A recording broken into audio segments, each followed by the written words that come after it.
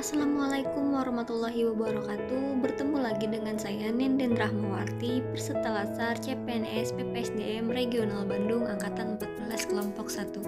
Kali ini saya akan menjelaskan mengenai sintesa agenda 3 dan personal branding. Berikut penjelasannya. Sintesa agenda 3 dan personal branding. Agenda 3 kali ini terdiri dari bab 1 manajemen ASN, bab 2 pelayanan publik, dan bab 3 Wall of Government. Bab 1 Manajemen ASN. Manajemen ASN adalah pengaturan profesi pegawai sehingga menjadi ASN unggul dan selaras dengan perkembangan zaman. Yang harus kita ketahui dari bab 1 Manajemen ASN ini adalah yang pertama, peran ASN. Peran ASN adalah sebagai pelaksana kebijakan publik, sebagai pelayanan publik, dan sebagai pemersatu bangsa. Lalu, hak ASN dan kewajiban ASN. ASN berhak atas kesejahteraan dan pengembangan kompetensi. Dan kewajiban ASN adalah sesuai dengan tugas dan tanggung jawab. Selanjutnya, kode etik. Kode etik adalah acuan bagi ASN dalam menyelenggarakan birokrasi.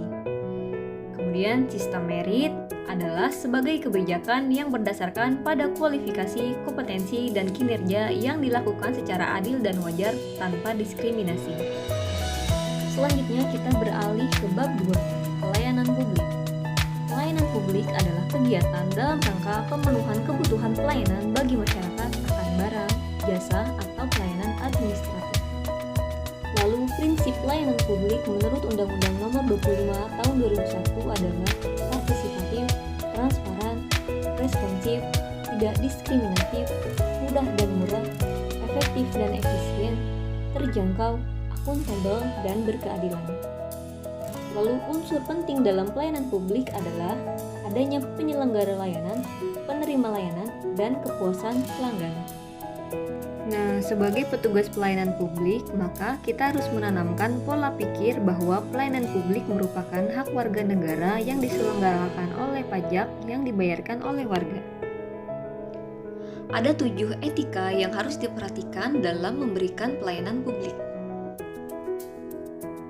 Bab 3 Wall of Government adalah sebuah pendekatan yang menyatukan upaya kolaboratif pemerintahan dari semua sektor dalam lingkup koordinasi yang lebih luas guna mencapai tujuan bersama dalam pembangunan kebijakan, manajemen program, dan pelayanan publik. Salah satu penerapan WOG adalah penguatan koordinasi antar lembaga, membentuk lembaga koordinasi khusus, membentuk gugus tugas, dan koalisi sosial. Tantangan WOG yaitu kapasitas SDM dan institusi, nilai dan budaya organisasi, dan kepemimpinan. Lalu, contoh implementasi World of Government di negara Indonesia yaitu terbentuknya Satgas COVID-19 dan BPJS Kesehatan. Nah, setelah memahami materi yang ada di agenda 3, lalu apa yang akan kita lakukan? Nomor 1, dapat mengetahui kedudukan, tugas, dan fungsi dalam organisasi. Yang kedua, melaksanakan kebijakan dan pelayanan publik secara profesional, netral, dan bebas KKN. Yang ketiga, mengembangkan diri dengan meningkatkan kompetensi, kualifikasi kerja, dan kinerja. Yang keempat, memberi layanan publik yang prima dengan mengedepankan kode etik. Yang kelima, mampu melakukan koordinasi, kolaborasi, dan integrasi dalam peningkatan pelayanan mutu, gagasan kreatif, inovatif, dan memanfaatkan teknologi digital. Dengan adanya personal brand tersebut, diharapkan adanya peningkatan kualitas SDM, peningkatan mutu layanan, peningkatan kepuasan pelanggan, dan dapat mempererat persatuan dan kesatuan bangsa.